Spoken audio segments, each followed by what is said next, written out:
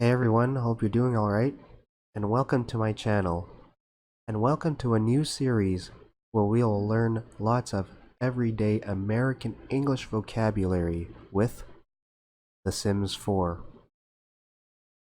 This series is aimed towards the intermediate English learner, and in this episode we're going to learn how to describe physical attributes. So what do I mean by intermediate? Well, at the beginner level, you might have learned how to say something like, she has brown hair. At the intermediate level, we would say something like, she has beautiful long brown hair. So at this level, we're going to learn new words that help us to express our opinions better and how to describe things with more detail. So let's get started with the lesson. Okay, we have our example. It's a man, of course, but what can we say about him? Well, to describe someone accurately and efficiently, we only need to say 5 things about them. Let's say, for example, you forgot someone's name, but you know someone who also knows that person. What would you do next? Well, you would ask, who is that person? And they would ask you, well, what does he look like? Now, you don't want to give them a whole story and take up so much time.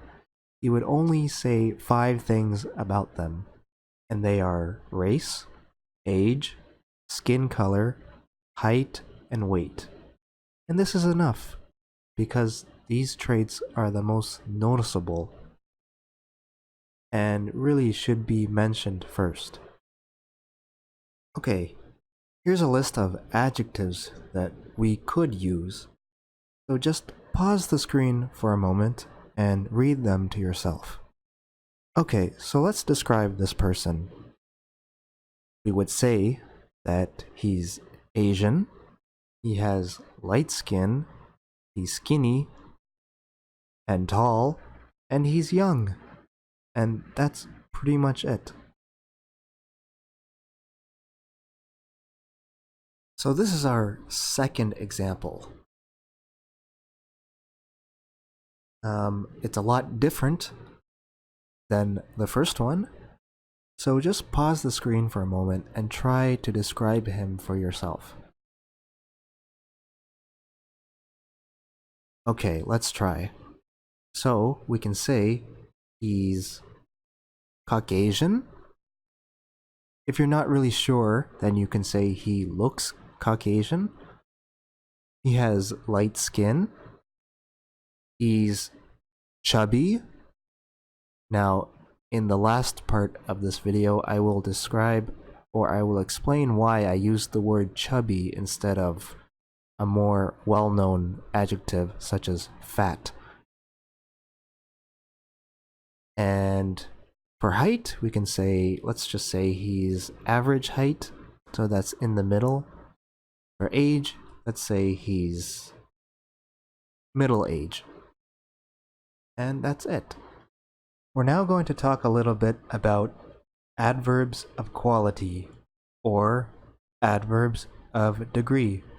And these are words that place emphasis on certain adjectives. For example, a very young boy. Here, the word very is the adverb of quality, and it modifies the adjective young. Another example, she is so pretty. Here, the adverb of quality, so, it modifies the adjective pretty. So, in essence, we are actually saying she is beautiful, which is more than saying she is just pretty. Here's a diagram of the most commonly used adverbs of quality. Pause the screen for a moment and have a look at them for yourself. So we use these to emphasize or enhance an adjective. Or say, for example, we forget a certain adjective that we want to use. It's a lot easier to use these adverbs. For example, if you look at the bottom right, it's a lot easier to say something like, the man is really tall, instead of having to remember a word like gigantic. They mean the same thing. Another example? He doesn't read very well. It's the same thing as saying he reads inadequately, which is a pretty hard word to say and remember. Also, the cat is not so smart, which means the cat is daft. Okay, let's do some practice right now. So we have our example. It's this young man right here. And we're going to use the adjective skinny as our example. So I'm going to adjust these two sliders here, and we're going to see what we can say or how we can describe our example. So if I move these sliders up here, what can we say using the adjective skinny? Which adverb of quality would we use to describe what we see on the screen? Well, he's not really skinny at all. So we can say he's not really skinny or he's not very skinny at all. But if we moved the sliders down to the middle, what can we say? Well, we can say he's kind of skinny, or he's quite skinny, or fairly skinny. Kind of in the middle. But what if we move these sliders down here? We can see what he looks like now. Well, we can say he is really skinny or extremely skinny. And this is how we use adverbs of quality with adjectives. And this brings us to our final topic, which is about etiquette when speaking about appearances. What I mean is that when we speak about how another person looks, there is a polite way to do it and an impolite way to do it. If we use the polite way to talk about others, people will think we are respectful towards others' feelings. Whereas if we use the impolite way, people will think we are rude and offensive, which is not a good thing at all. I spoke a little bit about the adjective fat before in this video, and now I'm going to use this word as one of my main examples. In North American culture, it is offensive to call someone fat, whether we are describing them to someone else, and especially if we say this to them directly, although it may be the truth. Take a look at this example. What can we say about him? He's fat. This is the truth. But we don't say this because this word is offensive.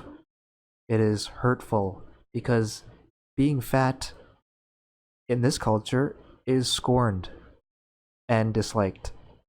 So instead, we would use what is called euphemisms. And these are words and expressions that are substituted for ones that are considered offensive or too harsh. Let me show you what I mean. So like we said before, we said, this man is fat. But we don't say this because it is considered offensive. So instead, we would use a euphemism. We can say, the man is plump, or the man is chubby, or the man is full-bodied.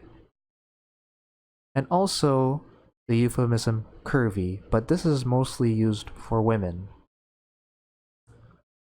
And likewise, for this example, instead of saying she is skinny, we can say she is thin, or slim, or slender. And for this example, instead of saying he's old, we can say he's an elder, or he's a senior. And lastly, instead of saying the man is disabled, now this gets a little bit tricky because this requires us, or the best thing requires us to know the specific name of the disability that they have. But if we do know it, it's best to use it. So, as in the case of our example, he's blind. So the best thing to say is the person is blind. If we don't know the condition, then we can also use the name of the instrument he uses. So, in this case, the man or the person who uses a walking stick. And similarly, for this example, we don't really know what the condition is, what the disability is, so we can say the person who uses a wheelchair. And that's it for the first lesson. I hope you enjoyed it and learned something new. Please, if you like this content, give the video a like, subscribe to the channel, and share a comment or a question below. I wish for this new channel to be a source of fun and helpful material for your journey to English fluency. So your feedback will encourage me to make better content in the future. Thank you so much, and I hope to see you again soon.